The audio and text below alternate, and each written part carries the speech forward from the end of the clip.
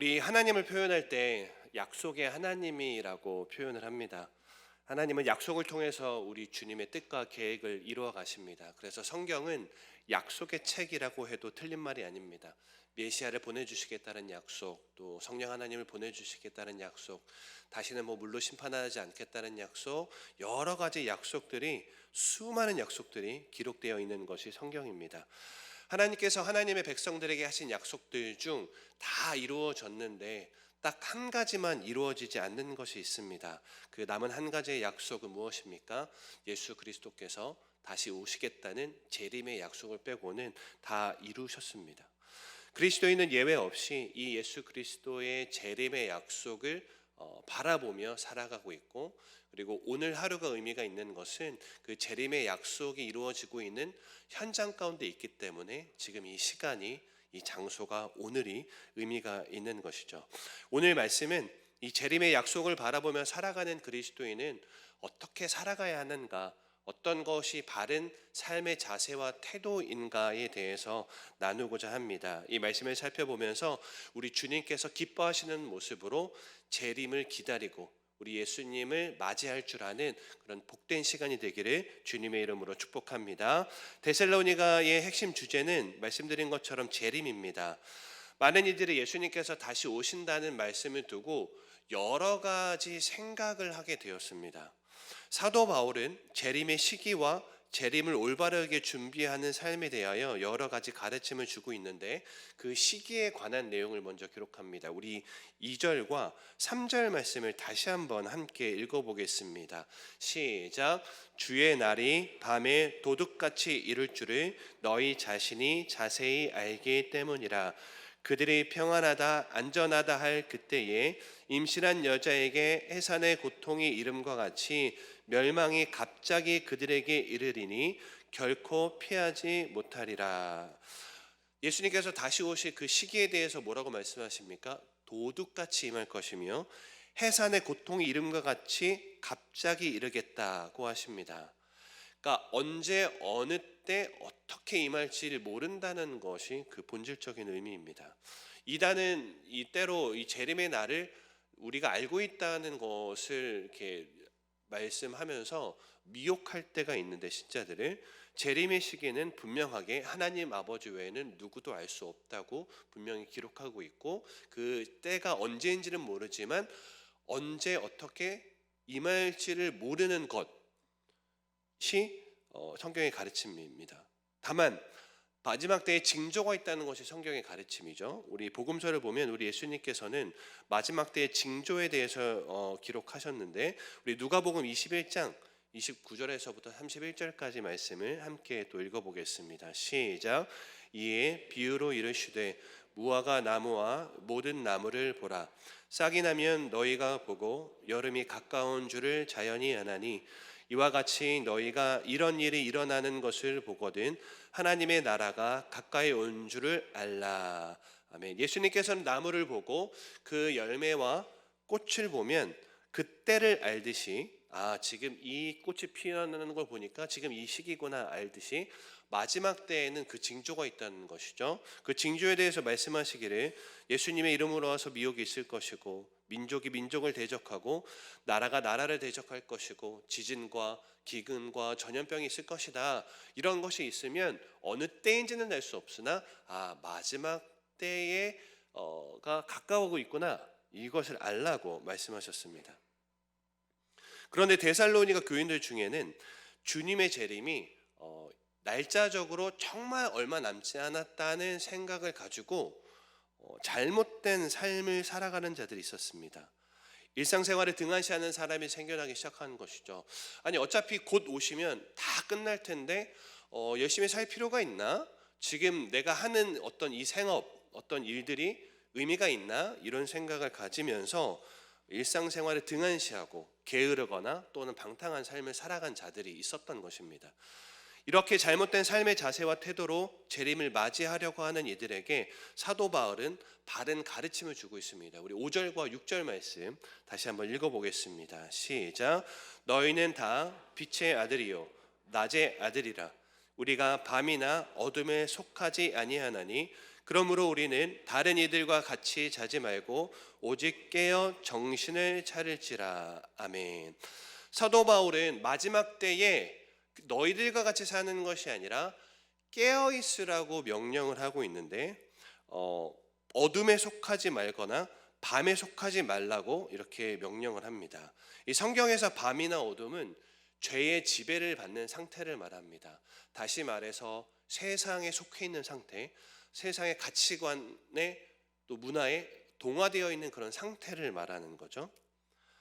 우리는 이렇게 세상과 버타여 살아가지 말고 낮에 속한 빛의 자녀답게 깨어 있으라고 명령을 하는 것입니다. 예수 그리스도의 재림을 믿는 믿음 안에서 예수님의 다시 오실 길을 예비하는 그리스도인의 바른 삶의 자세와 태도를 발견합니다. 깨어서 정신을 차리고 있는 것입니다. 그렇다면 중요한 것은 깨어 정신을 차리고 있는 것이 무엇일까? 이게 중요한 문제 아니겠습니까? 이것이 단순히 우리가 지금 굉장히 졸린 시기인데 말씀을 들을 때 깨어서 잘 들어야 돼, 이런 육신적 차원은 분명 아닐 것인데, 사도 바울이 명령한 깨어 정신을 차리고 있는다는 것이 무엇일까? 그 의미에 대해서 우리 예수님의 가르침이 잘 말씀해 주고 있습니다. 누가복음 21장 34절에서부터 36절까지 말씀을 우리 다시 한번 함께 읽어보겠습니다. 시작. 너희는 스스로 조심하라. 그렇지 않으면 방탕함과 술 취함과 생활의 염려로 마음이 둔하여지고 뜻밖의 그날이 덫과 같이 너희에게 임하리라. 이날은 온 지구상에 거하는 모든 사람에게 임하리라.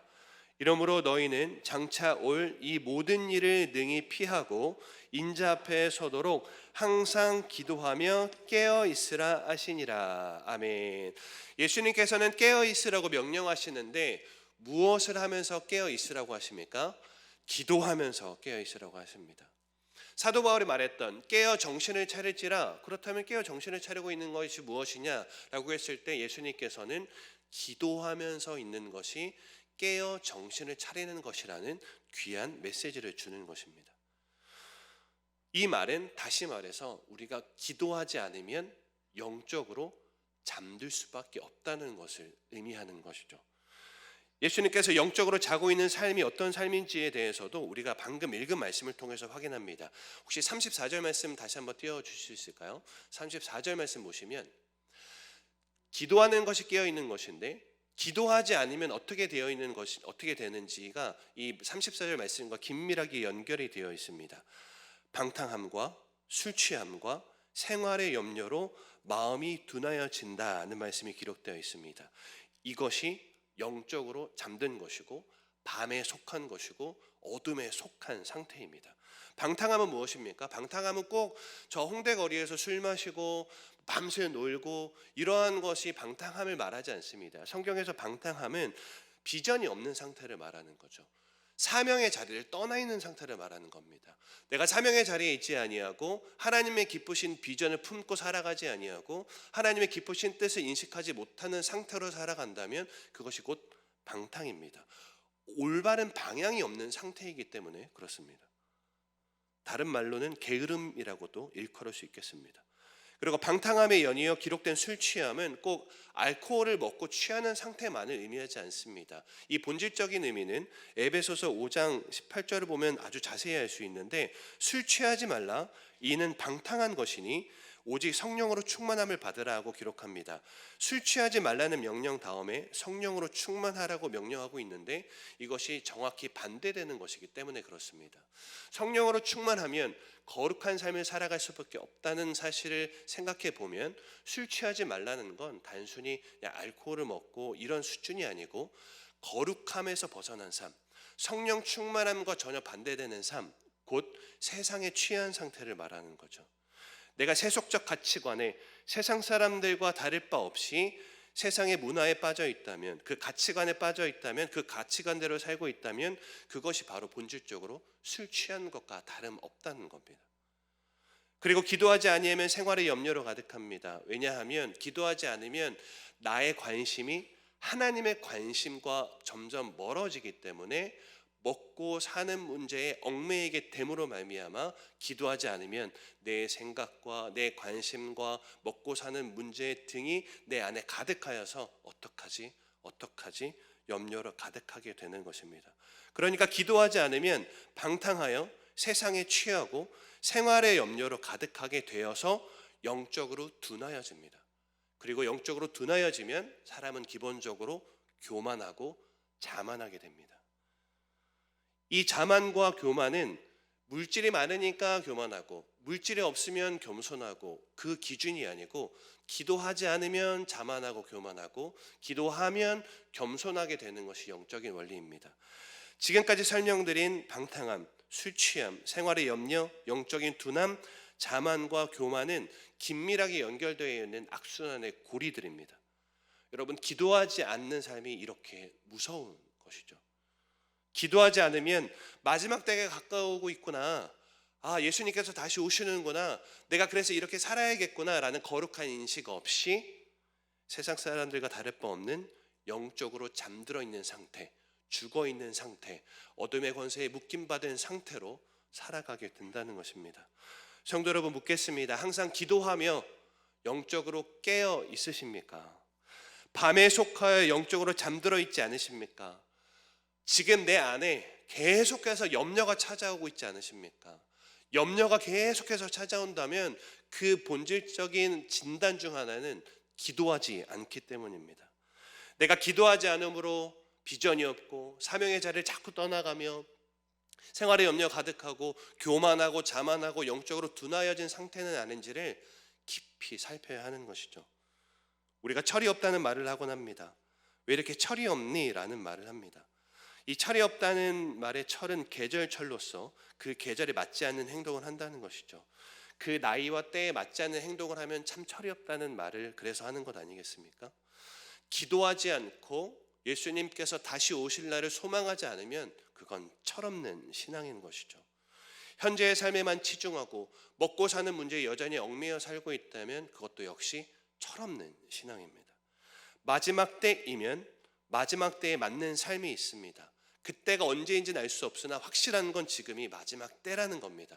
그러면 우리가 해야 되는 것은 너무나 분명합니다. 항상 기도하면서 방탕함을 다 떠나보내고 세상 취함을 다 떠나보내고 생활의 염려와 교만과 자만을 다 떠나보내고 영적으로 긴장하고 영적으로 예민하여져서 깨어 정신을 차리는 삶이 저와 여러분에게 임해야 되는 삶인 줄 저는 굳게 믿습니다. 여러분, 기도는 땅의 관심을 하나님의 관심으로 바뀌는 겁니다. 기도하면 할수록 나의 생각이 하나님의 생각으로 변화되는 것이고 기도하면 할수록 나의 가치관이 점점 하나님 나라의 가치관과 세계관으로 변화되는 것이죠. 기도의 양이 중요한가? 예, 중요합니다. 길게 기도할수록 점점 하나님의 마음과 합하여지기 때문임을 저는 굳게 믿습니다. 말씀을 정리하겠습니다. 성도 여러분, 제가 목회자로서 이 시대의 그리스도인의 가장 큰 문제를 꼽으라면 기도 잘하지 않음으로 꼽겠습니다. 기도 없음으로 꼽으려다가 또 너무 안 하시는 것으로 제가 너무 이렇게 일반화시키는 것 같아서 기도 잘하지 않음으로 꼽겠습니다. 예배도 너무 꾸준하게 잘 들으시고요. 말씀도 매해 성경 통독이나 이런 것들을 통해서 참 그래도 말씀 안에 거하려고 노력하신다는 것도 제가 많이 엿보게 됩니다. 그런데 기도는 어떠할까라는 질문에 의구심이 들 때가 있습니다. 기도는 깊이 많이 하면서 깨어 있는가에 대한 질문에 우리 그렇다라고 말하기는 쉽지 않은 모습을 저와 또 한국교회를 통해서 보게 되는 것이죠. 성도 여러분, 도전드리고 권면드리고 선포합니다. 오늘 말씀을 통해서 우리에게 다시 한번 기도의 결단이 있기를 주님의 이름으로 축복합니다. 기도하지 않으면 영적으로 잠들 수밖에 없고 방탕함과 세상 취함과 생활의 염려로 가득할 수밖에 없습니다. 기도하지 않으면 천하인간도 이것에서 벗어날 수가 없습니다.